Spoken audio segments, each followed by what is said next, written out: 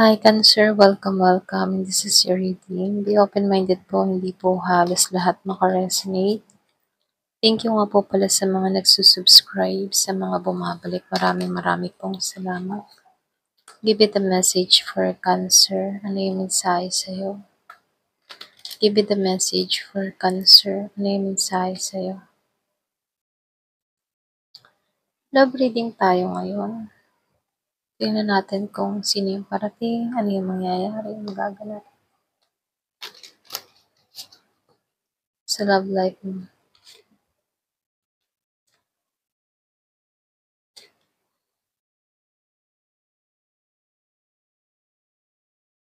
Give it a message for Cancer. Ano magaganap dito sa connection na to?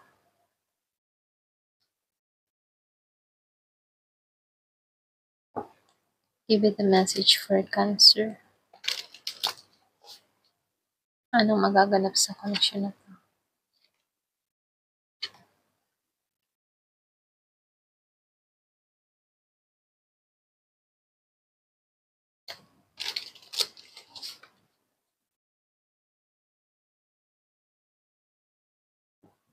So, mamaya tong card na to. Ayan. Start muna tayo dito.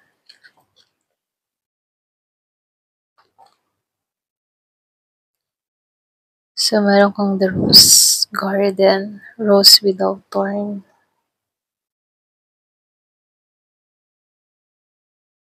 So, dito, meron konting advice dun sa iba.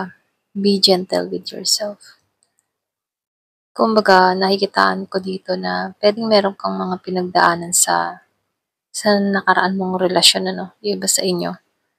Kaya dito, panatilihin mong maging gentle sa iyong sarili. Kung ano man yung mga naranasan mong hindi magagandang experience, ito na yung time para sa paglaya dito. Okay? Pwede nga ba sa inyo, andito ka na sa process na pinapalaya mo na yung sarili mo sa mga masasakit na pinagdaanan mo sa nakaraan mo, no? So, lumalabas din dito yung pagpapatawad. Pwede nga ba sa inyo, pinatawad mo na rin tong tao na to, or pwede rin sabihin, pinatawad mo na rin yung sarili mo at natanggap mo na yung sitwasyon. So, meron akong nakikitang pagbabago na ginagawa ka sa sarili mo, okay? So, nakikitaan ko rito yung banayad, kapayapaan na nangyayari. So, nakikitaan ko dito meron kang mga nire-release na hindi magandang experience. Andito ka na muli sa bagong pagtanggap, okay? So, nakikitaan ko rin dito, hinahanap mo yung kapayapaan mo, yung saya mo, dun ka nakatuon. Yung bang tipo na may pagbabagong nangyayari or nagaganap sa'yo na kung saan may paglago na kung saan banayad to. Okay? Yung kasi nyo, andito ka sa moment ng relax ka. Alam mo yung gusto mo. Pinapalaya mo yung sarili mo sa mga masasakit na karanasan mo. Andun din yung pagpapatawad mo. Okay? Pwedeng pinatawad mo na rin tong tao na to at pinatawad mo na rin yung sarili mo para para masagap mo yung pagbabago. Okay? So, nakikita ko dito na may pag-iingat kang ginagawa sa sarili mo, inaalagaan mo yung sarili mo. Ayan, or pwede rin sabihin, sinasabihan ka dito, ito na yung time para ingatan mo yung sarili mo, okay? So, dito lumabas yung in union, okay? May ba sa inyo, meron parating sa buhay mo, no? Meron ditong union, divine soul counterpart. Kumbaga nilaan, pinagkalob sa iyo tong tao na to, okay? Miracles. Hindi mo to inaasahan, parang milagro to na biglang darating sa buhay mo. Biglaan, hindi mo ini-expect, okay? Yung hindi ka nag-expect pero may dumating, ganon. So, nafe-feel ko dito, yung iba sa inyo, single or pwede rin marami dito single, okay? Na kung saan ready ka na sa pagtanggap ng bagong magmamahal or pwede rin ito na yung minamanifest mo sa panahon ngayon, hinihiling mo to, okay? So, nakikitaan ko din dito, yung iba sa inyo, ma-attract mo yung tamang tao para sa'yo. Kumbaga, meron akong nakitang magnetic attraction or pwedeng sabihin na mamagnet sa'yo. Okay, kumbaga, ito yung hiling mo at ito yung mamamagnet sa'yo. Wish mo to eh. So, lumalabas din dito na kung saan, meron ditong power couple na parating. Okay, kumbaga, pareho kayo nagkakaisa, walang makakatinag sa relasyon nyo. So, nafi-feel ko dito, ito yung ipagkakalob sa'yo, andun yung passion, andun yung romance, at andun yung pagmamahalan, ano, na kung saan, ano, nakikitaan ko dito, i-embrace nyo ang isa't isa. So, dito nakikitaan ko dito yung connection na parating sa'yo, may love and rejoice. Kumbaga nakikitaan ko dito na magsasaya kayo sa company ng isa't isa, okay? Kumbaga, magaan yung sitwasyon, magaan yung pagsasama. Nafi-feel ko dito yung soulmate na kung saan ano, pareho kayo, balanse. Ayan. So, yung iba sa inyo, matatagpuan mo yung soulmate mo, yung babalance sa'yo. Ayan. Kung hindi mo ito naranasan before, ito na yung masayang parating sa buhay mo. So, dito, lumalabas din dito, no? Meron ditong tower. Meron ditong lucky. And, ito. Okay, itong card na to. Nafe-feel ko dito yung harvest time. Okay? Kung ano man yung mga tinanim, yun yung aanihin. Meron kang mga ginawa sa sarili mo, meron kang mga binago, at ito yung inaanin mo ngayon. So, nafe-feel ko dito, yung pag-iingat mo sa sarili mo, kita na yung resulta. Okay? Maraming nang nakakapuna, maraming nakakapansin na sa'yo. So, dito napasok yung magnetic attraction. So, dito nakikitaan ko rin dito na matibay ka na ngayon. Alam mo na yung hangganan mo, alam mo yung gusto mong mangyari o marating sa buhay mo, at alam mo kung ano man yung gusto mo, okay? So, nafe-feel ko dito matatag kang tao, andun yung karatagan mo, andun yung focus mo, andun yung determinasyon mo, okay, sa pagbabago. So, dito, no, nakikitaan ko dito, yung iba sa inyo may parating sa'yo na Gemini, Aquarius, and Libra. So, lumalabas din dito na matatag tong pundasyon na parating sa buhay mo. So, nakikitaan ko rin dito, balance ka pagdating sa kaperahan, okay? Lumalabas pa rin dito na okay ang pera mo, okay yung financial mo. Balance ito. Magaling kang humawak ng pera or pwede rin sabihin, ikaw lang yung tipo ng tao na marunong, okay?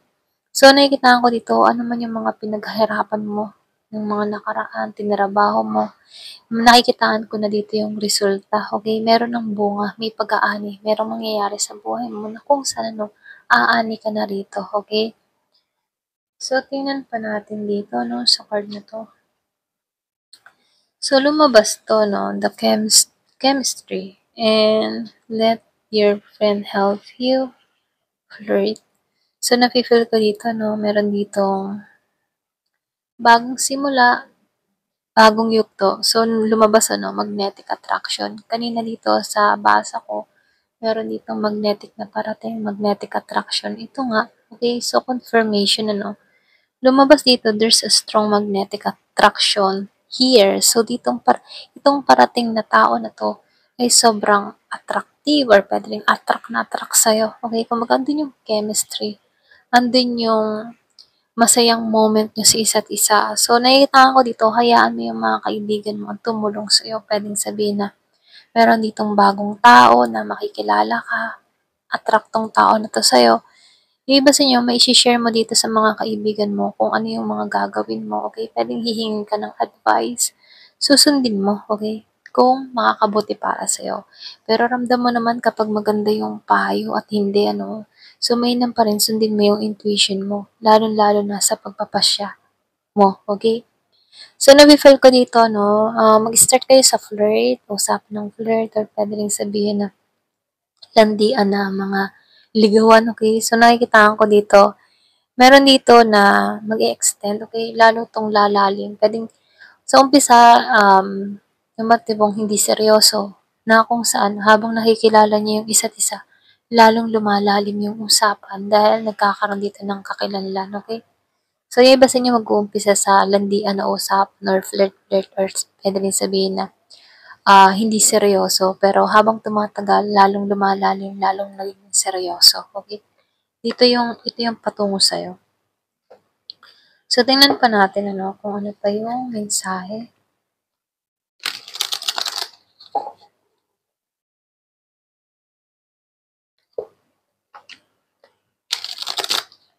Give me the message. Ano pa yung mensahe dito?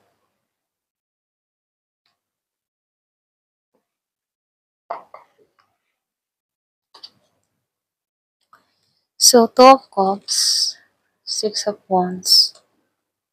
Meron ditong Eight of Pentacles, the Devil. So, napipil ko dito yung the Devil. Masyado tong mapanukso or mapang-akit. So, yung sinabi ko nga kanina, mag-start kayo sa flirt-flirt na kung saan ano, nakikitaan ko dito yung attraction, okay? So, may pagkalandi ang effect na kung saan nagiging mas malalim yung connection. Ayan. So, nafe-feel ko dito, no, merong pagka-obsess or addiction tong tao na to. Or pwede rin sabihin, ma-obsess to sa'yo. Okay? Yun nga lang, very controlling to. Ayan. So, alam mo yung makakabuti para sa'yo. Dito, no, merong 8 of Swords. So, sinasabihan ka rin dito, no, kilalanin mo din maigi tong darating sa buhay mo. Okay?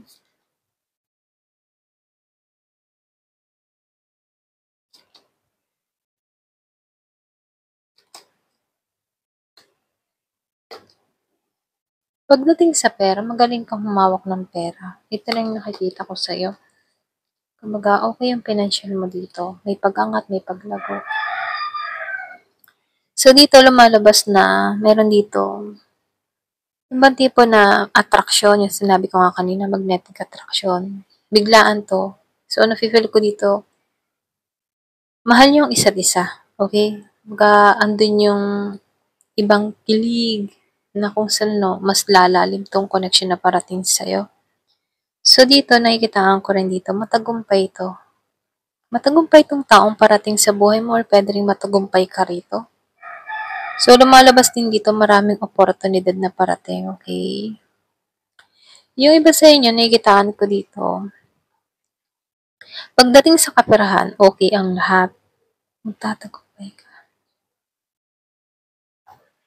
Ayan, pasensya na po to. So, nakikitaan ko dito, magaling kang humawak ng pera. So, lumalabas din dito, no? Kailangan maging mag-put ng boundary, ano? Kasi nafe-feel ko dito, meron dito toxic, merong addiction, or pwede rin sabihin na meron din controlling na tao sa buhay mo. Yung iba sa inyo, no? So, lumalabas din dito. Pwedeng meron kang ex or meron kang karelasyon dito na toxic kung hanggang ngayon nagsasama pa rin kayo, no? So, meron akong nakikita ang toxic. Or pwede rin sabihin, meron mga tao sa paligid mo na very toxic, okay? Sa environment mo, pwede sa trabaho. Pero nakikitaan ko dito, kaya mo naman i-handle to. So, nafe-feel ko din dito na ikaw yung tipo ng tao na kaya mong hanapin yung balance mo. So, nakikitaan ko dito na andito yung peace of mind mo, no? Yung iba sa inyo, merong nakatingin sa'yo, nakatutok sa'yo. So, dito, ano, lumalabas din dito. Meron kang past person dito or meron kang ex dito na toxic na nakatingin at nakasubaybay pa rin sa'yo. Ito rin nakikita ko, no, kung kita ng tao na to yung recovery mo, okay? So, nakikita ng tao na to na naka-recover ka na sa sitwasyon, andun yung peace of mind mo, okay ka na sa lahat. So, lumalabas dito, nakatingin, nakatutok sa'yo, okay? So, nakikitaan ko din dito, yung iba sa inyo, meron ditong restriction, ano? So, nafe-feel ko dito yung kailangan mo dito mag-ingat. So, nakikita ko dito, may konti lang babala mula sa tao na to. Kung meron kang ditong kadiling na Gemini, Aquarius, and Libra, or pwede rin sabihin na meron kang experience dito sa tao na to na kung saan nakaranas ka ng betrayal, okay? So, nang lumalabas dito, na nasaktan ka dito mula sa taong ito. So, dito, lumalabas din dito, yung iba sa inyo, nakikitaan ko dito na kaya ka nasaktan nito, yung ba tipong innocent ka or pwede rin sabihin, hindi mo alam na meron tong mga ginagawang kalokohan sa'yo. Okay? So, nakikita ko dito, meron ditong very young energy. Okay? Or pwede rin sabihin na, yung ba sa inyo pwedeng bata or pwede rin meron dito yung bang nag-start pa lang. Alam mo yon yung tipo na hindi pa siya masyadong maraming experience about sa relasyon. So, nag-feel ko dito very young energy. Yung iba sa inyo very young. Na kung saan binibigyan ka dito ng konting babala, pag-ingatan mo, no, kung bago ka pa lang sa isang relasyon, ano. So, nakikitaan ko dito, meron ditong betrayal na mangyayari, okay? So, nakikitaan ko dito, pwedeng iba sa inyo, meron ditong mautak na tao na nalilinlang ka, okay? Yung iba, hindi halos lahat. So, dito, nakikitaan ko rin dito, yung iba sa inyo, meron kang mga iniintay or pwede rin meron kang iniintay na tao or pangyayari or pwede sabihin meron kang gustong mangyari, ganyan. So, meron pag-iintay. Nafi-feel ko dito yung iba sa inyo travel. So, kung ano man yung mga pinagdadaanan mo, no, kung meron kang pinagdadaanan sa panahon ngayon. So, nakikitaan ko dito ang mapagtatagumpayan mo to. Kaya dito, sinasabihan ka dito, malalampasan mo to. Magkakaroon din ng kaliwanagan tong sitwasyong kinakaharap mo.